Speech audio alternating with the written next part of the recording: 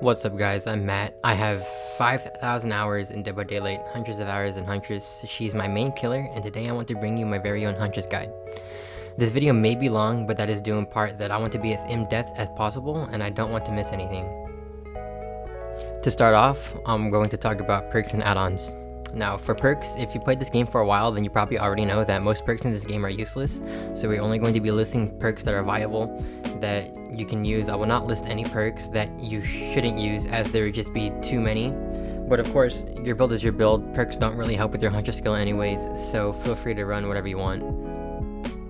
Now, most Huntresses usually run Barbecue and Chili as well as Whispers, and then 2 other perks to help with either Gen Slow or Locate Survivors. I personally run Barbecue, Whispers, and Nurse's Calling, and Iron Maiden, and sometimes I'll switch out Iron Maiden for Corrupt Intervention or Ruin. Whispers is really good for helping you find your first survivor when the match starts. It also makes sure you aren't wasting time searching areas you don't need to. If you didn't know, Huntress moves 5% slower than regular basic attack killers, so she doesn't have the same ability as other killers, so you really don't want to be wasting any time whatsoever. It's also very good when there are only 2 survivors left because it helps you find them easily. I also really like it for the end game because I only count 4 kill matches as a win, so I use it to guarantee the survivor doesn't get to open the exit gate after I close the hatch. And Nurse's Calling is actually really good for Huntress.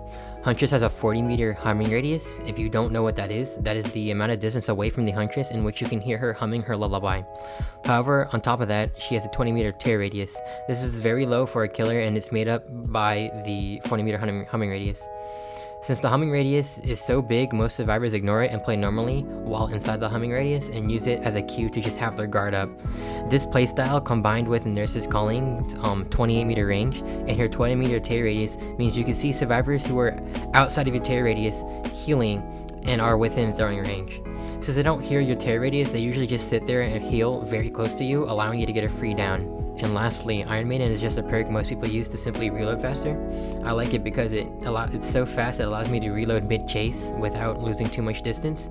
It's going to be getting a buff soon after this video is released where they double the exposed timer, so maybe it will actually be viable as a perk to help you get a free 1-tap down with your main weapon. And like I said, I sometimes swap it out for Corrupt or Ruin. Rarely will I actually do this though, because Iron Maiden is like a drug for me. But when I do it, it's for obvious reasons. It's to slow the game down. Now with Corrupt, I can usually get about 3 to 4 hooks before they can get a generator done, so that is really good. I get more 4 to 5 gen matches when I run Corrupt, and Ruin is also just really nice because it allows you to push them off generators without having to worry about kicking it. However, since it's a hex perk, I don't usually use it, and I normally opt for Corrupt Intervention instead. And finally, Barbecue and Chili. I mainly use this for double ball points, and sometimes I forget to even look for auras because I'll be like reloading after hooking, but when I do use it for what it is, it's my key for hitting most of my long shots. And that's it for an ideal Huntress build. Now let's talk about non-DLC friendly builds, as well as a good non-teachable build. If you have no DLCs, then a good build to run would be something like Whispers, Nurse's Calling, Shadowborn, and either Huntress Lullaby or Thanatophobia. Shadowborn is good because the FOV can help you see things that you otherwise wouldn't, and it may help you spot any hiding survivors. It also makes you look like you move faster, so this perk can be a drug for some people as they can't play as good if they take it off, so I actually don't recommend getting used to this one, but rather replace it with one of the other perks we'll discuss. For the 4th perk, use either Huntress's Lullaby to help slow gens down with the harder skill checks, or use Thanatophobia. Survivors usually play injured in this meta, so this perk can help you a lot with slowing down generators. And it also has good synergy with Nurse's Calling because it provides incentive for them to heal, meaning you'll get to use a Nurse's Calling a lot more and get some free downs. For a non-teachable build, use Whispers. Once again, it's just a good perk. And also run Spies from the Shadows, Bitter Murmur, and a Huntress Lullaby or Iron Grasp to help you get to further hooks. Spies from the Shadows and Whispers can be very helpful as they have great synergy together. When you're in range for Whispers, you can use Spies to help you pinpoint the survivor's location while you were searching, so you can cut down your search times even shorter. Alright, that's it for perks. Now we'll talk about add-ons. Fine and Core Stone are trash. I never use them. Amanita Toxin and Pungent File are also garbage. These will pretty much never get used unless I want to meme around or just bring add-ons for the sake of having them. The best add-ons are the ones that give extra hatchets and the halves, which reduce cooldown between hatchet throws. Extra hatchets are obvious to why those are good, but the reduced cooldown between hatchet throws are good for 2 reasons. One being its main purpose of reducing cooldowns between throws. Its second is its ability to let you M1 sooner after throwing your hatchet, which allows you to do better of what's called the 50-50, which is where you hit a survivor with a hatchet, then with your main weapon as a very fast way to down them. In some scenarios, the survivor literally doesn't get any distance to run away and it's just an instant down. Although you don't need add-ons to do this, it just helps you get the down even faster with little to no chase. Another good add-on for this are the U-seed add-ons. This is because it hinders them, not allowing them to gain as much distance as they usually would. However, I usually don't use these and I opt for Oak Haft or Bandage Haft as they give double benefits. And then the exhaustion add-ons are just plain and simple. They help you avoid basically every exhaustion perk in the game except Sprint Burst, and in some cases head on. Begrimed Head and Rusty Head are probably my least used add-ons, as I would rather run other things. However, I do sometimes use one of them if I see a lobby bringing multiple medkits. If you don't know what they do, it's basically Sloppy Butcher for your hatchets, because hatchets don't apply the Sloppy Butcher effect if you use the perk.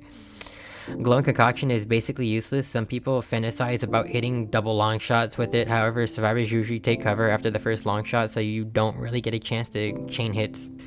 And Iridescent Head is just a broken add-on that you use with Infantry Belt if you're mad or scared of the survivors in the lobby. Deerskin Gloves let you reload 30% faster. I usually stack this with Iron Maiden, or sometimes I use it in place of Iron Maiden if I decide to take out Iron Maiden for another perk like Corrupt Intervention. And then there's the Wind Up add-ons. These add-ons are really good for the scenarios where survivors are all bomb rushing the hooks in front of you and they're making you need to throw fast. I love situations where I have to throw lots of hatchets, so that's what I mainly play Huntress for, because it's the most fun I ever have. Although I normally don't run these add-ons because they don't help too much and they just kind of feel nice. And lastly, Shiny Pin. This is really good when looping survivors, because it allows you to hit a lot of shots that you normally don't hit. This is probably one of the stronger add-ons. However, I usually opt for extra hatchets and oak or bandaged haft, so yeah. Alright, now that build and add-ons are out of the way, let's talk about actually getting good at the game. First things first is to expect to lose. You are sitting here watching a Huntress guide, you clearly aren't good at her, and this video isn't going to give you insane god skills just because you watched it. Just try and hit good shots, don't worry about winning. All that matters is that you hit some sweet shots that you are proud of, even if it's just 1 or 2 shots for the entire match. When I first started her, I pretty much lost every match getting 0 or 1 kills, sometimes 2. A big tip I suggest to learning fast is to limit yourself to hatches only. When you go for M1s, you don't practice as much and you may find yourself mainly just going for M1 hits rather than throwing a hatchet, which might be more efficient depending on the scenario. Next up, just to get these out of the way, let's talk about the easy hits. The easiest shots you will get are animation locks, which is where the survivor animation locks themselves in place, in a place that you know they are going to be, so you know exactly where to aim and when to throw your hatchet. This is usually when they're either vaulting a window or dropping a pallet, and sometimes entering or leaving a locker. The other shots are when the survivor is running down a thin pathway, such as a corridor or a hallway. All you have to do to hit them is to aim straight down the middle. They cannot dodge this, and it's a free hit. Now let's talk about your hatchet throwing. The biggest tip I can give is to be patient. Probably at least 80% of my hatchet throws are fully charged hatchets, as they have the least amount of reaction time for the hatchet.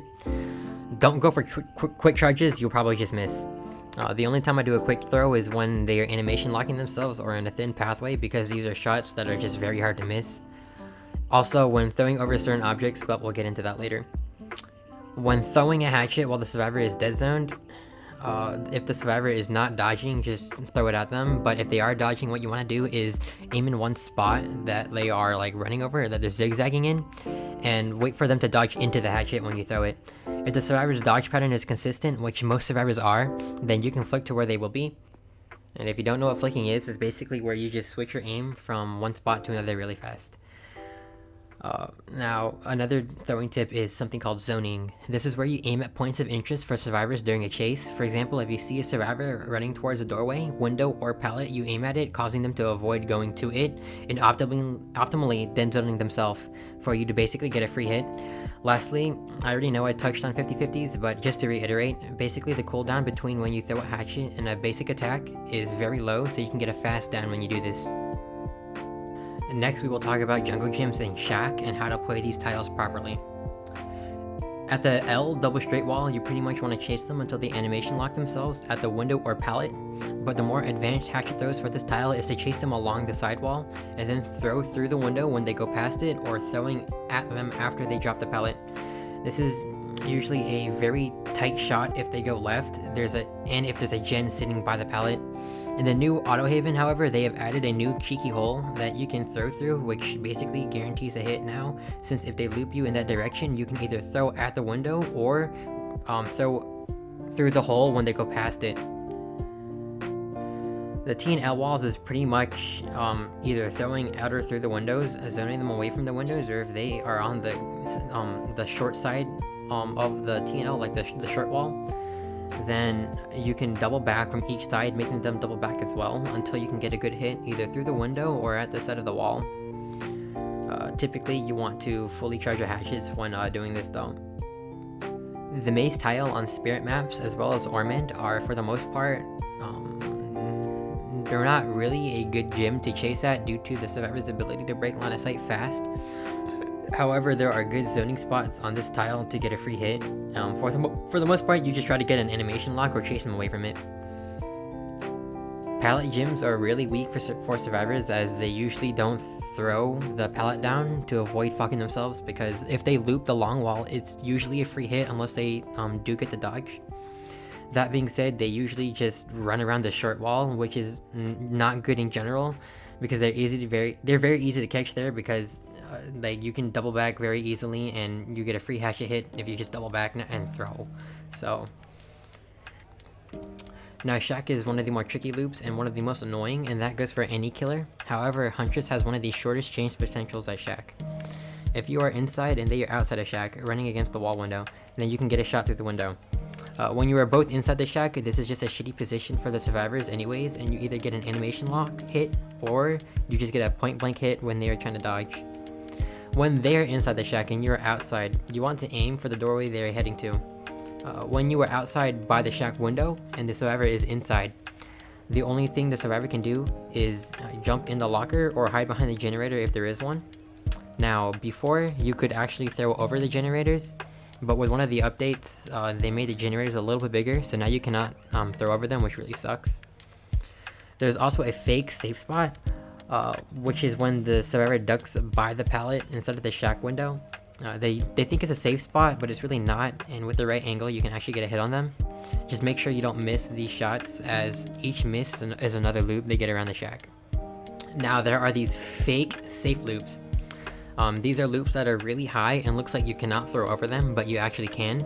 These loops are usually as high as the survivors or a little bit higher, which gives them a false sense of security, as they usually don't dodge when the loop is between you guys. To throw over them, you need to take a few steps back away from the object that is like between you, and you have to do a quick charge hatchet because you need to curve as much as possible. Now this is 100% a prediction hit. Should they not move predictably, you will miss. There are also loops with holes you can throw through to get a hit. You should just look out for these, because I can't really get like a clip of all of them because there's just so many and they're on every map. So you find these, and usually the survivor doesn't dodge because you don't have line of sight on them, so you can get a free hit on them when you throw through these holes. There's also a very advanced hatchet shot on the standard shack, not the new one, not like on the new ones on the Weerick maps. I'm talking about like the old shack that's been here for years, and it's where you can actually throw a hatchet through the boarded up window. Although this shot is very, very hard to do, and I typically never go for these because like it has to be so precise. However, if you have a crosshair, you can try and implement it into your strategy. There are some map specific loops, which for the most part you just use all the other strategies I have told you already. However, there are certain shots you can go for on certain buildings that you can use to end chases a lot faster. On Torment Creek, you can throw over the barrels if they loop around the big round part of the building. Now, this is usually a hard loop. When they run around it, it's pretty hard because since it's curved, if they're hugging the wall, they usually break line of sight when you bring up your hatchet because you walk slower, so you can actually get a hit. However, you can usually catch up to them, and there's like these barrels you can throw over. On Ironworks of Misery, you can usually get a shot on the drop-down gaps on the catwalks upstairs. On Hotkins, keep in mind that you can throw through all the yellow bars. So just make sure you learn how the hatchet curving works so you don't hit the bars instead, because you don't just aim at the spot between the bars. You usually end up hitting the middle bar that goes through it. You kind of have to aim a little bit above or sometimes a little bit lower. It depends on your positioning, whether you are upstairs or downstairs or partially like on the center of the stairs, like going up the stairs. On Dead Dog Saloon, there is a hole in the shack corner where the pallet spawns. You can get a hit through here. Now these are just some of these that you can implement into your chases, so make sure you look out for a lot of them and experiment. If you see some more shots that you can hit that you can implement into your chases. Now for long shots, for the most part barbecue or bitter murmur will be the fuel for most of your long shots. However, sometimes you can see survivors far away if they are in the open, and you can go for some long shots if you do, like if you stand on hills or upstairs in buildings like the Disturbed Ward. Otherwise, you mainly get long shots from hatchet camping. Hatchet camping is where you hook someone and then you leave the hook, but you throw at the hook when you think a survivor is about to unhook, in hopes that you get a hit because you will know exactly where they are going to be standing.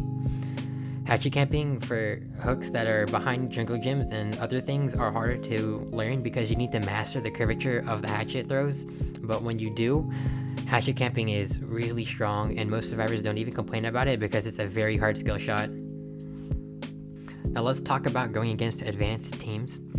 Advanced teams are teams that are coordinated and are usually on comms. If you notice in the lobby that they are swift, which you can usually tell if they are all PC players or if they all join in at the same time, then you will probably want to run some add-ons unless you are really good. The best add-ons to run against good teams is Infantry Belt and either Oaked Half or the 90-second exhaustion hatchets.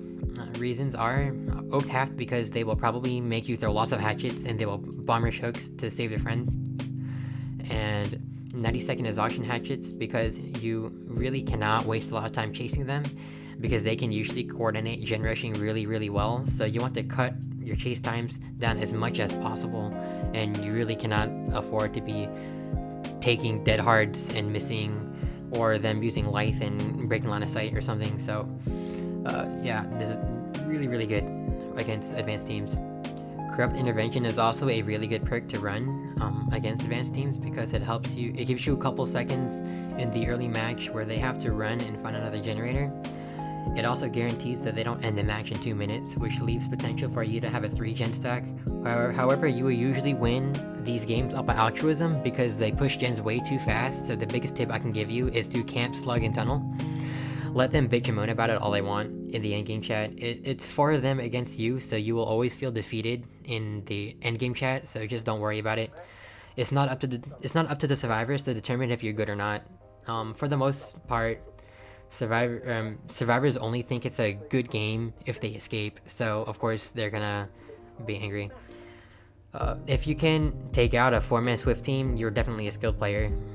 Another tip when camping the hook is to cock a hatchet and go for a 50-50. You win those no matter what. So if they try to unhook in front of your face, they can't get it. Especially if you have oak half, you can actually prevent the unhook. You'll usually end up getting the snatch and snatching them off the hook. But if you don't have oak half, then usually you just get it down and you just hook trade. So if they try to farm in front of you and repeat, then you just keep hook swapping and keep taking the survivor closer and closer to the basement. When at the basement, you can literally camp it and you might just kill them all because they're all going to try and get their friend. If a survivor came off the hook recently while they are trading hooks, usually they are the ones that will go for the next unhook next time because they have decisive strike, so make sure you slug any potential D-strikes and watch out for unbreakable. Okay, now before the video ends, I just want to throw in an example match because I know I didn't have a clip of everything because it was pretty hard to do. or to get a clip of every single thing, because like just trying to make the stars align in a short time frame, like within, because like I'm trying to create this video, but I don't have every single like shot I'd like to showcase, and I had a friend help me just demonstrate some of the shots. However, some of the clips, I lost a lot of frames during the recording, so I just didn't have the clips for them. But anyways, here's an example match. This is against a Survivor Friends team. I'm pretty sure they were a 3-stack. I'm pretty sure after the match I checked their friends lists, and they were all added. I think 3 of them were added, and 1 was a console player maybe. So anyways, here in the beginning, rough start, especially against the Survivor Friends, because my whispers is just going on and off, and I cannot find a single person. I'm running the non-DLC build because I wanted to get an example match. I was just gonna include it as like a little clip I played over the video.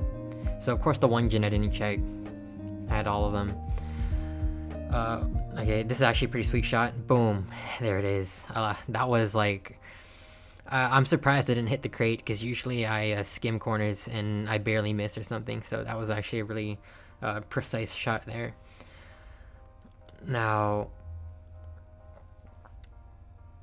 okay, I switched targets here, so just because the other chick, she disappeared. I don't want to say she disappeared, but I'm just chasing what's in front of me. Now, it is Swift team. I would have known if they were Survivor Friends before the match started, and I probably would have put on better add-ons had I not been in the bathroom. So I like kind of queued up, went AFK, came back, and then the match, I loaded into a match. I was at the loading screen when I got back. So I find this chick, there we go, down here. That's another thing is, if you see they're about to jump down, unless they have balanced landing, they are going to stagger, so they're basically going to be stuck in like one spot, so it's going to be really easy shot from there. So pretty much you're going to throw directly at them. That's why I went for a quick charge. Now I know I said not to go for quick charges here in the guide video, but I'm doing a lot here. I'm just trying to like, mainly I don't expect to hit these, because hitting through these, you can hit through these bars, or is it the railing stakes or whatever the fuck they're called, but you have to be very precise about it, and since I don't like play with the crosshair or anything, I have to like take my time and aim through them, so I just don't bother for the most part. So I'm really just chucking hatchets. I was chucking a hatchet at her up there just to like kind of push her off of it. So I don't know how that hit.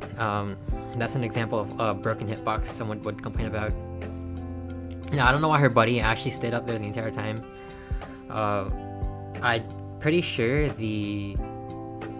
I think this chick is the 3rd person in their Swift. I tried to get a hit there. I don't know if it was a dead hard that prevented it, or if it was just because she was too far to the edge. But I'm pretty sure it's the Overwatch fan 03 that is the random. So I'm just cycling this hook just because it's in the center of the map. I have eyes on like 3 generators. The one up top, this one right here. I walk up to it because I know they're back here. I saw them run back here, so I got that proc with the nurses calling. So I see she runs away. I'm just gonna let her go because I know this chick is easy because I downed her already, and she didn't really put up much of a fight. So that's the reason why I went for her. Usually I try not to M1 so much during my matches, but I always M1 against Survivor Friend teams, Survivor with Friend teams, because I know that they are more tryhard. Actually, I think I was wrong. I don't think that, no, the Nia was not the random. It might have been the Claudette. I'm pretty sure those two, because this is point right here. So this chick, right? So right here, that was a really good gen blow. I swear this game honestly always gives survivors good checks right when they let go of M1. But anyways, so when I hook her here, now each hook phase is 1 minute. Keep that in mind. Now there's 4 pistons pumping on this generator. If you were solo on this generator, there'd be about 20 seconds or less on this gen if you're solo. Since they're doubling up on it, there'd be less than 20. So watch here, I'm camping. I have no intentions of like throwing. I only plan to throw if they like touch the generator. So I'm just holding the hatchet. I'm not letting them get this gen done. Now, as you see, if you look at the struggle timer is halfway through. So 30 seconds have gone on a 20-second generator. 20 seconds left on the generator, so like I'm doing a good job. They're being stupid. They're allowing me to camp the gen. See, there we go. There's an example of throwing through those bars. But they're allowing me to camp the gen and the hook at the same time. So pretty much I've made that gen take 40 seconds longer, of just about, give or take. And I got this kill. So again, Survivor's friends, they really do pump out gens fast. So you're gonna see here, I'm pretty sure I leave this chick because she becomes like a pain in the ass, and I go to contest the other two generators because the other people kind of just disappeared. I don't know where they went. So when I get there, I do find out that both of these gens, one of them is almost complete and the other one was half, if I remember correctly. So they're pressuring two of them, which is exactly what you should do when the killer has a three gen stack. I actually thought she would get up and run when she saw me cock the hatchet, but she didn't. So I saw that gen was almost, or I heard it was halfway, but I didn't check on this one, so I went to check on it, and thankfully I did, because it was like 75%. It was pumping fast. So now I have to get her off of this gen. That was a good dead hard there by the Fang. But I just know I had to get her off of that gen. That was really unfortunate because I let go right when she threw that. So it kind of sucks that it canceled. So I knew I could not commit to her. I'd like to commit to her and then get the Claudette last. But I knew she'd be on this generator. So there we go. That was a good hitbox. Now if some people, they'll call that a broken hitbox hit, but the reality is it wasn't actually. So a thing about this game, here, let's go back there actually for a second. Did it down yet? Okay, so the thing about the hitboxes in this game is your hitbox, like it will pivot around your butt, right? Because imagine a square right here, and so, or around her. I don't know, you can see my mouse, I hope you can, but imagine a square around her, right? Or a rectangle. So if she turns, right, let's say her body is more towards the right, if she turns to the left, her butt will be in the same spot, and that's pretty much how I got that hit there. It's because when she turned, the butt part of her hitbox was in the same spot, so it still hit. And then a little bit latency there, so I got the slug. This is what I mean by against strong teams, you do want to camp slug, tunnel, whatever the fuck you have to do, because they will be hard. Had I played fair, I would not have won that, because that back gen there was just like really close to being complete. So it really is kind of necessary whenever you are going against a Survivor Friends team that are coordinated like these guys were. Now, I pretty much just hooked them, and then little endgame banter. I don't remember what we said.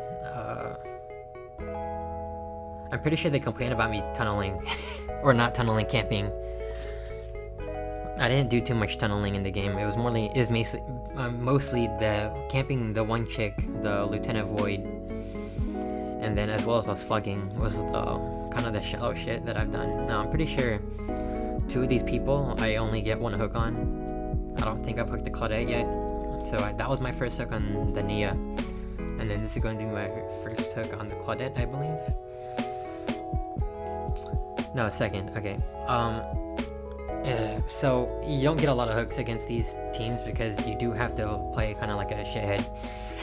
Not that I want to, because I'd honestly rather not. It's more fun to get to throw more hatchets, but in order to win, that's just kind of how the game plays out. Gen speeds are too fast solo. Like, if they want to fix the generator speeds, where to make going against teams like this, literally, if they just add 30 seconds onto generators solo, but the same speed when you double up, that would prevent them from doing like 3 generators at the same time like they did.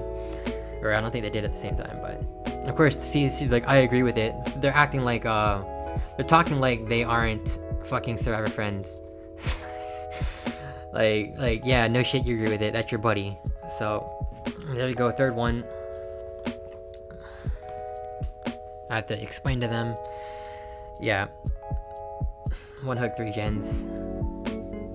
I'm not gonna show the whole in-game chat, but basically, you know, you gen rush, I have to kill rush. Like, there's 12 hooks in the game, 5 generators, so in order to keep up, I have to get about 2 hooks per gen, I think.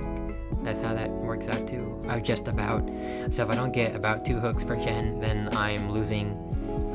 So if I get 1 gen and they get 3 generators right here, I just type that 1/12 versus 3/5 of the match. Like, those fractions are so far apart. Like, the victory is way closer to them than to me. So in order to make up for it, I'm going to have to force a couple hook states or slug like I did.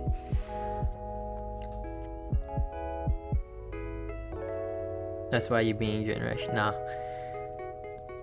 Like, it's not like I committed to long chases. I didn't. If they looped me long, I got off. But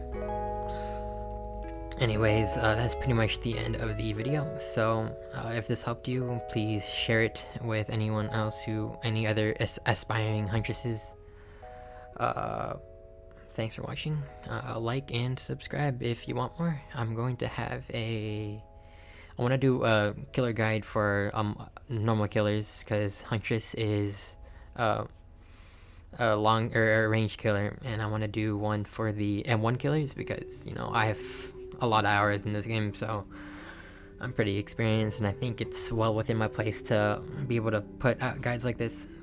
So I want to do one for just basic M1 killers, and I just want to go over other general rules. So if you want even more tips, just killer in general, and hell, it might even help your Huntress more, because I know I didn't go over every single killer thing in this guide, such as like red light mind games and stuff. But if you want to see more of that, then make sure you subscribe and yeah, turn on notifications. Thanks for watching. Bye.